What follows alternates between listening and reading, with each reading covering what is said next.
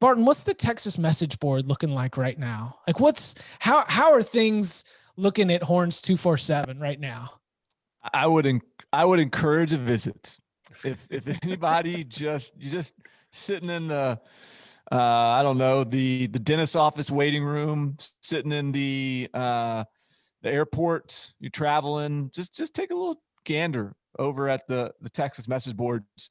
I mean not like, I know how sensitive message board communities can be about their plights, their struggles, their times of destitute, but it's just, I think it gives you an idea about, like, some of us might be able to excuse what's going on from the outside looking in, but when you're there, and you're a fan, and there is, I think, an understandable frustration with Texas right now. And there is a lot of booster talk, a lot of buyout talk, a lot of this. I know this booster, I know that booster. I don't know how much, we haven't seen any sort of substantiated reporting on, and not the, and don't get me wrong, I don't think anyone's claiming Tom Herman is like going to get fired midseason or anything like that. But his ass is on the hot seat, unquestionable. Yes, I think his ass is on the hot seat. Yeah. I think, and so I think things got to get better, and I think that there has, and there's sort of talk of like a win total. It's got to get to 7-3 or whatever it is. And again, look, all this is, I don't want to act like I'm sort of reporting all this, or that there are even substantiated reports out there at all. But that's where the buzz is right now. And I think what's interesting about it, and we talked about, I don't think we have to sort of dig back into like what's the issues are with Tom Herman necessarily, because we've talked about it in just sort of the reaction to the game. But I think what's interesting is just that Tom Herman, he was the apple of everybody's eye. He was the guy for Texas. He was the home run hire. He was the guy they were targeting like 2 years out. He was the guy that beat LSU on, that staved off a Les Miles firing to get him, and all this stuff. And if he doesn't work out, I think what's interesting, more so than just fans are restless and want the coach gone, because that happens everywhere. What's interesting is like, all right, where do you think you can go next? And you're seeing the Urban Meyer talk.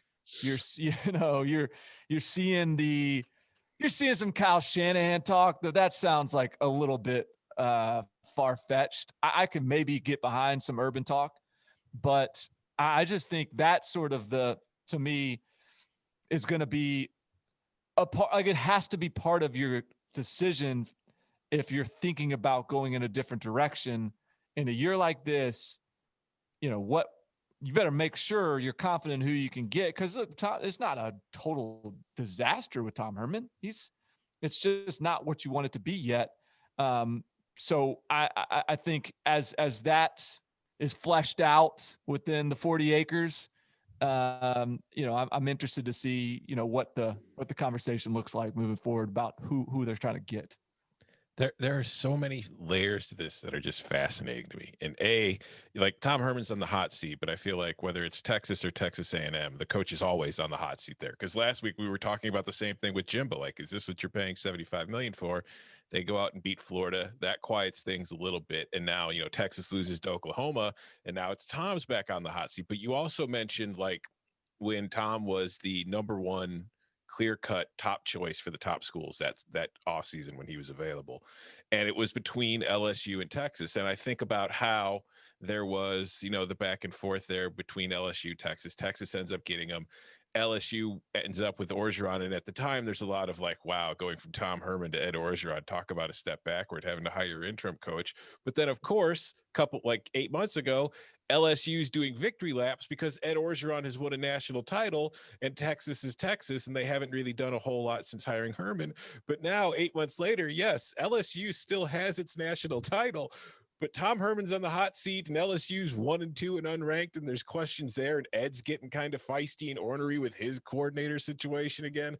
And then now going to the Urban Meyer aspect of it, let's not forget that when Herman left Ohio State to take over this job, Urban was like kind of critical of a lot of things Herman was doing at Texas, and openly saying it while he was, still coaching, and then while he's been in the media sitting at Fox.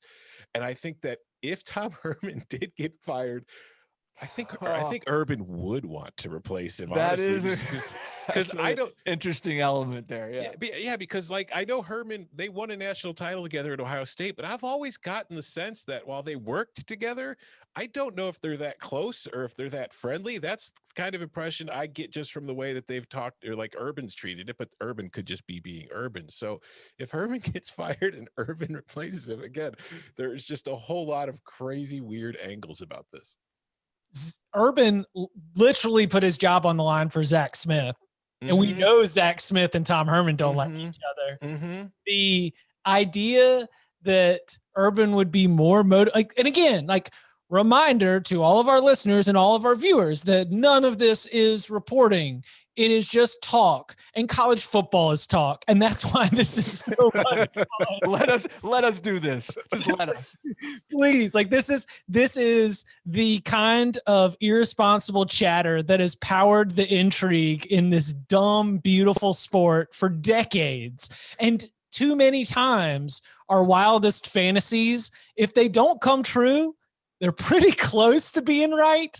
And that whole, after everything that we made of Urban Meyer and the potential of going to USC, the idea that he would even be holding out, thinking it's like, well, Tom Herman did just fire both of his coordinators. So I might just sort of sit back and wait to see how things go right now in Austin right now. Well, what's funny is I saw a Texas message board post that was like, you know what, like, Herman's, needs to be gone, but we should keep Yursich and Ash, and like those, like they need time to get their system in place. And was Urban Meyer defensive coordinator, and offensive coordinator. Like Yursich was at Ohio State staff. Like Urban could just step right in and keep the coordinators, guys he knows, and just like keep it rolling. But it's crazy to think about. And I do think the reality is, like, Urban Meyer is an incredibly competitive person. You can't tell me he doesn't like love this stuff, and you can't tell me he wouldn't be intrigued by the idea of getting a national championship at a third different school. And to think that to see this graveyard of coaches that have come through and failed, and to be the guy that steps in and gets that thing right.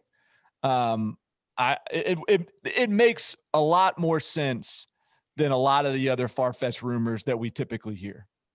He wants the LeBron championship, third program, third ring. Yeah. That's the only way. Like, if you look at the way things have gone, the way Saban's been at Alabama and the way Dabo is kind of climbing at Clemson, the only way really for the Urban at this point to get back into the greatest college football coach of all time conversation, if that's something he cares about, would be to go to a third school and win a national title at a third different school. And if he could do that at Texas, it's just, that's a place you can win national titles. Yeah. Stupid trio. Yeah. To be able to put as a rep. All right. So to bring it back to what Herman, because Tom Herman was out here, what was he saying? That, we've got issues to fix, but they're fixable. And they do have this coming week off. They are scheduled to be back in action on the 24th against Baylor at home. So the remaining games, Baylor at Oklahoma State, West Virginia, at Kansas, and then home against Iowa State. And then the last game of the regular season scheduled to be at Kansas State on December 5th. You could, Barton, I have not looked at that, so you could use the message board win total talk to inform your opinion here. But where do y'all see Tom Herman's future hanging looking at this Texas schedule? Like where is it? Maybe a number, or maybe a game that you can't win, or maybe a game that you can't lose. I think you can't lose the next one. I mean, their next game right now is scheduled for Baylor. Baylor just had another game postponed because of positive tests. So if they come back and they're playing a Baylor team that has been dealing with COVID cases and contact tracing and having games postponed all season long. It hasn't played in, I don't know, it'd probably be 3 weeks or so at that point by the time that game's played. If they come back against that team and lose off of a bye week of their own, it's going to turn up a lot.